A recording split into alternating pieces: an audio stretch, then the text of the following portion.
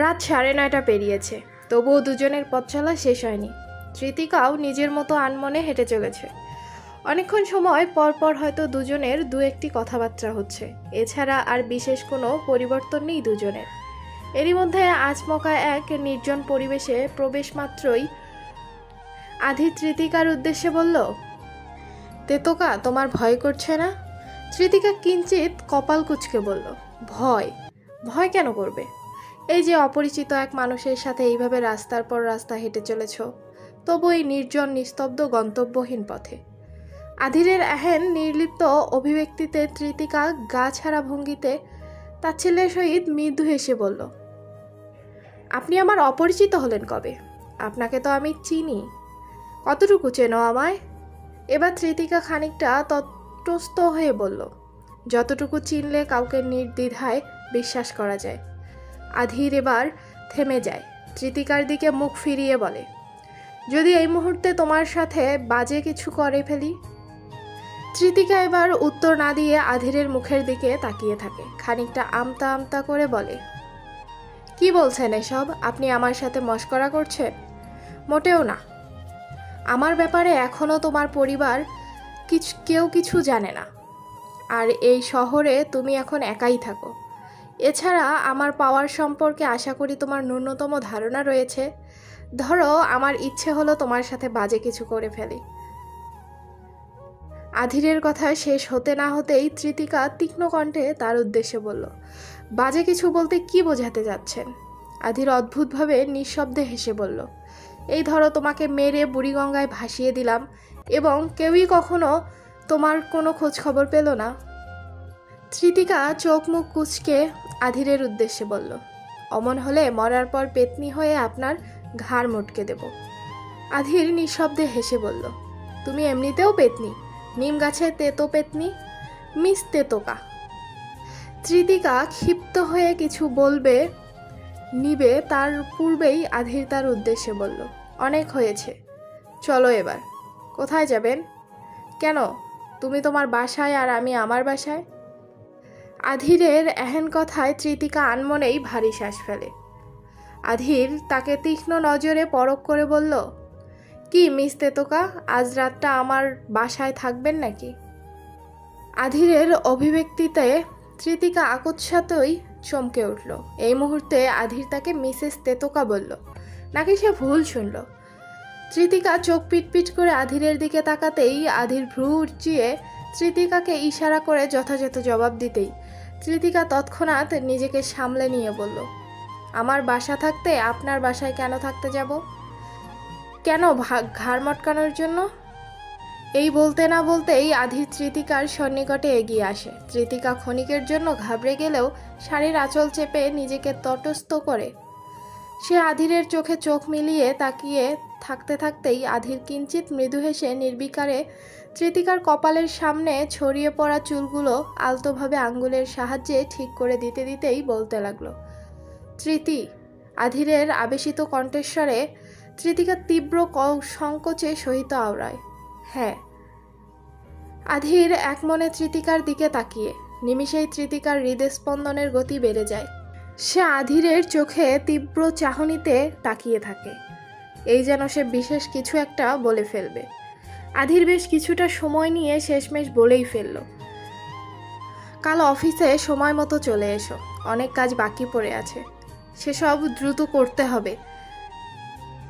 আর আর সন্ধ্যার দিকে আমার কিছু লোকজন যাবে তোমার বাসায়, যা যা জিনিসপত্র এখানে আনতে চাও তা ওদের বুঝিয়ে দিও, এরপর আমি গিয়ে তোমায় নিয়ে আসবো। নিমিষেই তৃতিকার চোয়াল শক্ত হলো। এতক্ষণ সময় নিয়ে মানুষ এসব কথা বলে? সে তো কি না কি ভেবে বসেছিল। তৃতিকা এই বিরক্তিতে মনে মনে আওড়ায়, আসলেই খারুশ। ভার্সিটি শেষে তৃতিকা অফিসে আসা মাত্রই যারার সাথে তার দেখা হয়ে যায়। আশ্চর্যজনকভাবে যারা আজ নিজ হতেই তৃতিকার কাছে এগিয়ে এলো। তৃতিকা এতে খানিক অবাক হলেও সে নিজেকে সম্পূর্ণ স্বাভাবিক রেখেই কথোপকথন চালিয়ে যায়। এদিকে যারা শুরুতেই তৃতিকার উদ্দেশ্যে বলল, হাই, ইদানিং তোমাকে অফিসে বেশি অনিয়মিত দেখছি। তৃতিকা কিঞ্চিত মলিন হেসে আওড়ায়, একটু অসুস্থ ছিলাম, এই জন্য। বাহ, এ আর স্যারের মতো তুমিও দেখি একই টাইমিংয়ে অসুস্থ হও। ভালো ভালো, বেশ ভালো। বস আর পিএ এর মধ্যে তো এমনই মিল হওয়া উচিত। এই বলেই সে অদ্ভুতভাবে হেসে ফেলে। তৃতিকা চোয়াল শক্ত করে তার উদ্দেশ্যে আওড়ায়, কোনো প্রয়োজনীয় কথা বলার থাকলে বলুন, নয়তো আমি। আরে আরে তৃতিকা ম্যাম, ট্রিগার হচ্ছেন কেন? এই বলেই সে তৃতিকার কাছে কিছুটা এগিয়ে আসে, কানের কাছে ফিসফিসিয়ে আওড়ায়, সত্যি করে বলো তো, এআর স্যারের সাথে তোমার কি চলছে? তৃতিকা চাপা নজরে চোয়াল শক্ত রেখে তাকাতেই যারা পুনরায় তাচ্ছিল্যের সহিত হেসে বলল, চোখ রাঙিয়ে লাভ নেই তৃতিকা, আমরা মানুষ, ভাত খাই। চোখের সামনে নিজের লীলা খেলা দেখাবে আর ভেবেছ কিছুই বুঝবো না? আপনি কিন্তু এবার বেশি বেশি বলছেন। ও আচ্ছা মিস তৃতিকা, তোমার মতো মেয়েদের মাথায় ঠিক কী চলে তা আমরাও টুকটাক হলেও বুঝতে পারি। ভেবো না তোমাদের নিয়ে সন্দেহটা শুধু আমার, বরং তোমার মতো একটা অযোগ্য মেয়ের এভাবে বিয়ে হওয়ার পর থেকে অফিসের সবাই তোমাদের সন্দেহের নজরে দেখছে। যাই বলি না কেন, তুমি কিন্তু একটা চিজ মাইরি। কিভাবে এমন রাঘব বোয়ালকে নিজের জালে টপকিয়ে নিয়েছো? অন্তত এই জন্য তোমার প্রশংসা না করলেও নয়। তৃতিকার এক মুহূর্ত এখানে দাঁড়ানোর প্রয়োজন মনে করল না। চাপা নজরে এক পলক যারা সহ আশেপাশের উৎসুক সকলকে দেখে নিয়েই সরাসরি স্থান ত্যাগ করলো। সে চলে যেতেই যারা পেছন হতে মনে মনে আওড়ালো। ভাবটা এমন দেখায় যেন ভাজা মাছ উল্টে খেতে পারে না। কি ভেবেছে এসব বড়লোকদের ব্যাপার স্যাপার কিছু বুঝি না? মিস তৃতিকা, তোমার মতো হাজারটা মেয়ে এরা টাকা দিয়ে হাতের মোয়া বানিয়ে রাখে, প্রয়োজন শেষ হতেই আবর্জনা ভেবে ডাস্টবিনে ছুঁড়ে ফেলে। দেখবে তোমার সাথেও ঠিক এটাই হয়েছে। তৃতিকা এক প্রকার রাগে ফুঁসতে ফুঁসতেই আধিরের কেবিনে প্রবেশ করে। মেজাজ যে হারে খারাপ হয়েছিল তাতে সেখানে আর 2 মিনিট দাঁড়িয়ে থাকলেও বড়সড় ঝামেলা বেঁধে যেত। কিন্তু আধিরের কাছে এসেও খুব একটা লাভ হলো না। তৃতিকাকে দেখা মাত্রই আধির তাকে এক গাদা ফাইল দেখিয়ে দিয়ে বলল, মিস তৃতিকা, গত কয়েকদিনের রিপোর্ট মোতাবেক আপনি অফিসে বেশ অনিয়মিত। এভাবে চলতে থাকলে খুব দ্রুত নিজের পদ হারাবেন। যাই হোক, এখন ফাইলগুলো নিয়ে যান। সময় মতো সব কাজ রেডি হওয়া চাই। তৃতিকা যেন এবার রাগে হুঁশ হারালো। গিরগিটিও এত রং বদলায় না যতটাই খারুশ রায়ান চৌধুরী রং বদলাচ্ছে। গত 2 দিন হতে এর অসুস্থতার পেছনে দৌড়ে দৌড়ে তার জীবন শেষ। আবার গতকাল রং তামাশা করে সারাদিনের পাশাপাশি রাত 10টা অবধি নিজের সাথেই চিপকে রেখেছিল। ঠিক 10টার পর আধির তাকে নিজের বাসায় যাওয়ার অনুমতি দিয়েছে। একই সাথে আবার নিজেই গিয়ে বাড়িতে রেখে এসেছে, অথচ এখন এমন ভাব করছে যেন সে কিছুই জানে না। তৃতিকা দাঁতে দাঁত চেপে কিছু বলতে চেয়েও আর বলল না। ফাইলগুলো একসাথে তুলে নিয়ে তৎক্ষণাৎ রুম থেকে বেরিয়ে গেল এবং তা দেখে আধির পেছন হতে আনমনেই তির্যক হেসে ফেলল। মাঝে তালবাহানা করে ইয়াশকে 2 দিন ঠিকমতো পড়াতে পারেনি। গতকাল তো আধিরের জন্য ঈশানীকে নিজের অসুস্থতার কথা বলে ছুটি নিয়েছে, কিন্তু আজ আর এমনটা করলে চলবে না। অফিস শেষ করে তৃতিকা বেশ তড়িঘড়ি করেই চৌধুরী ম্যানশনে পৌঁছালো। তবে অন্যান্য দিনের চেয়ে আজ চৌধুরী বাড়িতে ভিন্ন আবহের আমেজ বিরাজ করছে। তৃতিকা খেয়াল করলো কয়েকজন নতুন মানুষের অস্তিত্ব। একজন বয়স্ক মহিলার পাশাপাশি 2 জন বয়স্ক নারীসহ হাফসা ও ঈশানী কথাবার্তা বলছে। যদিও তৃতিকা এদের কাউকেই চেনে না, কিন্তু মোটামুটি সকলকে নিয়েই তার বেশ কৌতূহল জাগলো। এই বাড়ির বিষয়ে মাথা না ঘামিয়ে নিজের মতোই ইয়াসের পড়ানোর রুমের দিকে এগিয়ে যায় সে। ইয়াস তাকে দেখা মাত্রই সালাম দিয়ে বলল, মিস আপনি নাকি অসুস্থ ছিলেন? হুট করে মিথ্যে কিছু বলতে গিয়ে তৃতিকা থমকে যায়, মনে মনে বিরক্ত হয়। খারুসটার জন্য এই বাচ্চাটার কাছেও এখন মিথ্যা বলতে হবে। তৃতিকা ভারী শ্বাস ফেলে বলল, কিছুটা। এখন কেমন আছেন আপনি? এখন একদম ঠিক আছে। অবশ্য এত সুইট একটা স্টুডেন্টকে পেলে কোন মিসই ভালো থাকবে না বলো তো? ইয়াস খানিকটা লজ্জাবোধের সাথে মৃদু হেসে ফেলে এবং আকস্মাৎ তৃতিকার উদ্দেশ্যে বলতে লাগলো, মিস, আপনাকে না আমার অনেক ভালো লাগে, তাই আপনার কাছে আমার একটা আবদার আছে। তৃতিকা কিছুটা অবাক স্বরে বলল, আমার কাছে আবদার? আচ্ছা ঠিক আছে, বলো। আমি তোমার সব আবদার মেনে নেব, কিন্তু একটা শর্তে। ইয়াস শুরুতে খুশি হতে নিতেও পরক্ষণেই হতাশ হয়ে আওড়ায়। শর্ত? কি করতে হবে আমায়? তৃতিকা মৃদু হেসে বলল, বেশি কিছু না। এবারের পরীক্ষায় তোমাকে হাইয়েস্ট মার্ক তুলতে হবে। যদি পারো তবে আমি তোমার সব কথা শুনব। ইয়াশ কিছু একটা ভেবে নিয়ে বলল, ওহ এই ব্যাপার, ঠিক আছে, আমি তবে তাই করব। আজ থেকেই অনেক অনেক পড়াশোনা করব। গুড বয়, এখন বলো তোমার কি আবদার রয়েছে? ইয়াশ কোনো প্রকার ভনিতা না করেই বলল, মিস, আপনার যখন একটা মেয়ে বেবি হবে তখন সেই বেবিটার সাথে আমার বিয়ে দিতে হবে। কারণ আমি জানি আপনার মেয়ে আপনার চেয়েও অনেক বেশি সুইট হবে। আর ওই চমকে আমার চাই। আপনি রসগোল্লা আর আপনার মেয়ে হবে চমচম। এই বলেই ইয়াশ নির্দ্বিধায় বিস্তৃত হেসে ফেলে, অথচ তৃতিকার শূন্য চাহনিতে ইয়াশকে দেখছে। এ ছেলে এসব কি বলে ফেলল? তৃতিকা কিঞ্চিত ঢোক গিলে নিজেকে তটস্থ করে। এরই মধ্যে ইয়াশ আবারও বলে ওঠে, মিস, আপনি আমার আবদার রাখবেন তো? আমি রেজাল্ট ভালো করলে কিন্তু আপনার মেয়েকে আমার চাই। আর যদি আপনি পরে আপনার কথা না রাখেন তাহলে আমি সারা জীবনের জন্য পড়াশোনা ছেড়ে দিয়ে মিষ্টির ব্যবসা করব। কিন্তু সেই মিষ্টির দোকানে কোনো রসগোল্লা আর চমচম বেচব না। আর আপনাকে ও আপনার মেয়েকে আমি দোকানে ঢুকতে দেব না। আর আপনাকেও আপনার মেয়েকে আমি আমার দোকানে ঢুকতে দেব না। এসব শোনার পর তৃতিকার আর কিছু বলার নেই। এর মামাকে তো এক ভিন্ন প্রজাতির মনে হয়, কিন্তু মামার এই গুণধর ভাগ্নে হয়তো ভিন্ন গ্রহের প্রাণী। তৃতিকা ভারী শ্বাস ফেলে ইয়াশের দিকে করুণ চাহনির সহিত তাকিয়ে আওড়ায়।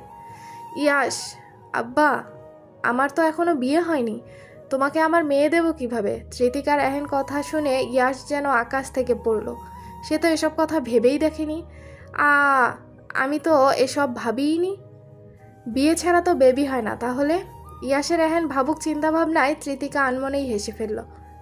তাহলে আর কি, তোমার আবদারও আর আমি পূরণ করতে? না না, আপনাকে আমার আবদার মানতেই হবে। আমার আপনার মেয়েকেই চাই। আপনি বরং একটা কাজ করুন, আপনি আমার আধির মামুকে বিয়ে করে ফেলুন। ইয়াশের এহেন কথা শোনা মাত্রই তৃতিকা বেশম খেল। দাঁতে দাঁত চেপে নিজেকে তটস্থ রেখে সে ইয়াশকে থামাতে চাইল, কিন্তু তার আগেই ইয়াশ নিজের মতো বলতে লাগলো, আপনি জানেন মামুকে বিয়ে করানোর জন্য মাম্মামার নানুমণি কত কষ্ট করে? দুদিন বাদে বাদে সুন্দর সুন্দর আন্টিদের ছবি নিয়ে ঘাটাঘাটি করে। ওটা ঘাটাঘাটি? ও হ্যাঁ, কিন্তু এত ঘাটাঘাটি করেও কোনো লাভ হয় না। মামু তো বিয়েই করতে চায় না। কিন্তু আমার তো আপনাকে অনেক পছন্দ, আর আমার মামুও আমার অনেক প্রিয়। তাই আপনারা চাইলে দুজনে বিয়ে করে আপনাদের বেবিটাকে আমার বউ বানিয়ে দিতে পারেন। আমি অনেক খুশি হব। তারপর আমি একটা মিষ্টির দোকান খুলব, সেখানে আপনার মেয়ে মানে আমার বউ মিষ্টি বানাবে, আর আমি সেগুলো বিক্রি করব। তারপর আমরা অনেক বড়লোক হয়ে যাব। যদিও আমি এখনও রিচ, কিন্তু এখন আমি আরও অনেক অনেক বড়লোক হতে যাব। রিচ কিড ইয়াশ থেকে হয়ে যাব রিচম্যান ইয়াশ। হাত মুখের নানান নাটুকে ভঙ্গিতে এসব কথা একদমে বলে থাকতেই তৃতিকা তার উদ্দেশ্যে কৌতূহল ছড়ে আওড়ায়, মিষ্টির বিক্রি করে এত বড় লোক? জি জি, আমার তো মিষ্টি অনেক ভালো লাগে, তাই আমি ওটাই বিজনেস করব। আচ্ছা, তোমাকে এসব বুদ্ধি কে দেয় শুনি? এমন আজগুবি কথাবার্তা কোথায় পাও?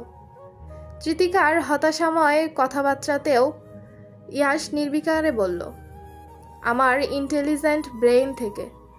I know I am a brilliant guy. Tritika মনে মনে বিড়বিড়িয়ে আওড়ায়, সুবাহান আল্লাহ, কপালে জুটেছিল দুই আল্লাহর বান্দা, যেমন মামা তেমন তার ভাগ্নে।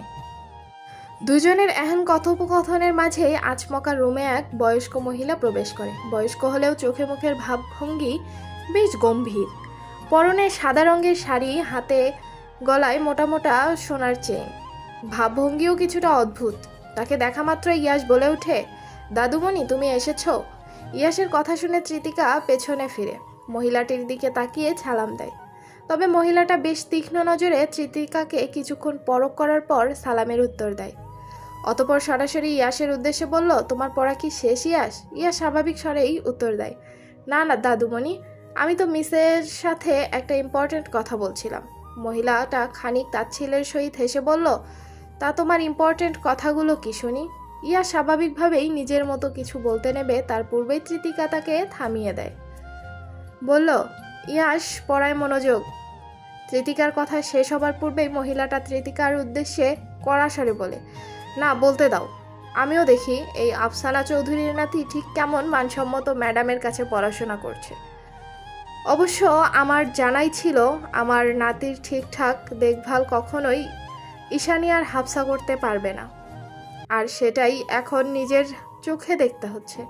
তৃতিকা ঠোঁট চেপে কথাগুলো শোনার পর বিনয়ীর সাথেই বলে উঠল, দেখুন আপনারা কোথাও ভুল হচ্ছে, আমি মোটেও তা তো দেখতেই পাচ্ছি, পড়াশোনার জন্য বাড়িতে ঢুকেছ 20 মিনিট পেরিয়ে গিয়েছে, কিন্তু বই খোলার নাম নেই, অথচ কী সব আলোচনা। ছি, আজকালকার মানুষজনও কোনো বিবেক বুদ্ধি নাই, নয়তো এভাবে অন্যের টাকা মেরে খাওয়ার মানে হয়। তৃতিকা বুঝতে পারছে না এসব কি থেকে কি হচ্ছে, ইনি কোথাকার বিষয় কোথায় টেনে নিয়ে যাচ্ছে।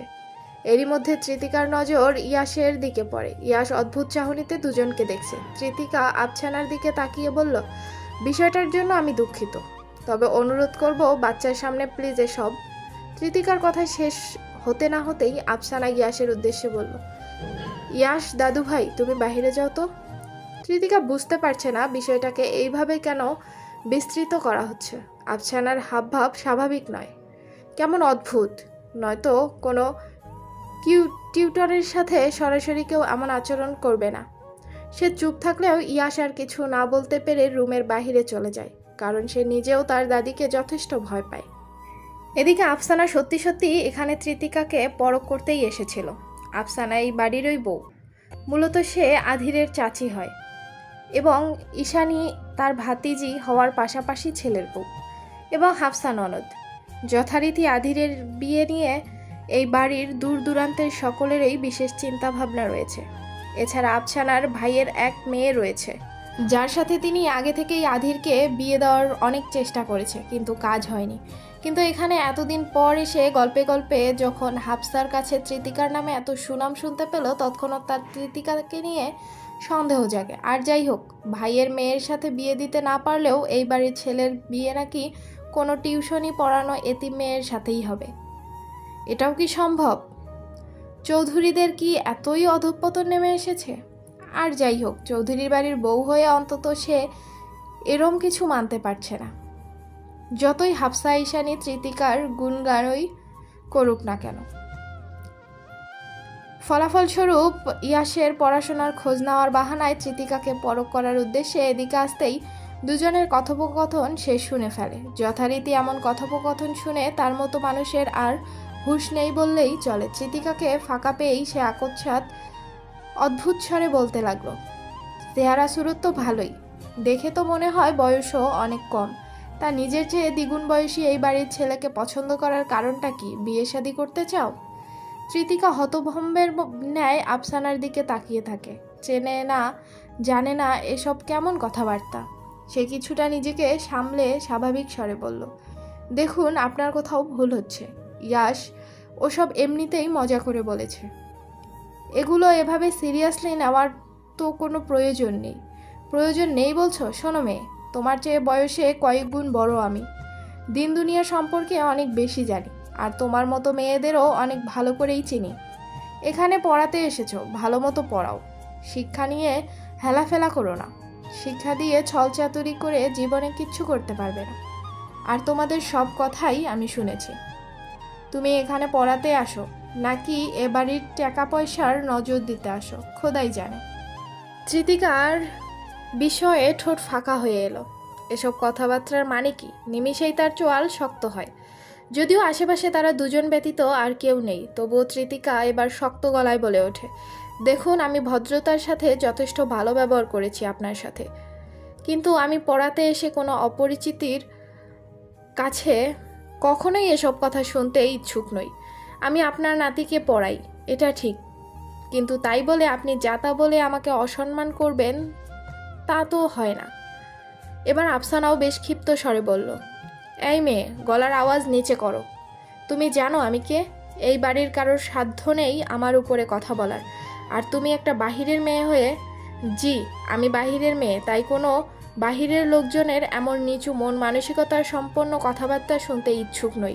প্লিজ ক্ষমা করবেন। কিন্তু তোমার সাহস তো কম না? এমন অসভ্য হয়ে আমাদের আধিরকে পেতে চাও? তৃতিকার আর মাথা ঠিক রইল না। সকালবেলায় এক যারা তার মাথা খেয়েছে, আর এখন এই মহিলা। নিমিষেই সে ক্ষিপ্ত হয়ে বলে ওঠে, এক্সকিউজ মি, তখন থেকে কী সব বলছেন? আমি কোনো আধিরকে... তৃতিকা এই বলতে না বলতেই আকস্মাৎ থেমে যায়। অমনি আফছানা তাচ্ছিল্যের সহিত বিস্তৃত হেসে বলল, কি হলো বলো? আধিরের দিকে তোমার কুনজর পড়েনি? শোনো মেয়ে, মানুষ চিনতে এই আফছানার বেশি সময় লাগে না। তোমাকে যা চেনার তা চিনে নিয়েছি। দেখলেই বোঝা যায় কোথাকার না কোথাকার বস্তি হতে উঠে এসেছে, আর কিনা নজর দেয় চৌধুরী বাড়িতে। এই পর্যায়ে তৃতিকার চোখের কোণায় পানি জমে উঠল। বিস্ময়ে সে চোখের পলক ফেলতে পারছে না। ঠোঁটে ঠোঁট চেপে নিজেকে সামলানোর আগেই আফসানা তার দিকে এগিয়ে এসে তার উদ্দেশ্যে হিসিয়ে বলল, এই মেয়ে, তোমার কত টাকা লাগবে বলো তো? আমি তোমাকে দিয়ে দিব, কিন্তু আধিরের থেকে নজর সরাও। ইতিমধ্যে ঈশানী আর হাফসাকে তো নিজের বশে করে নিয়েছো, কিন্তু আধিরের থেকে নিজের কুনজর সরাও।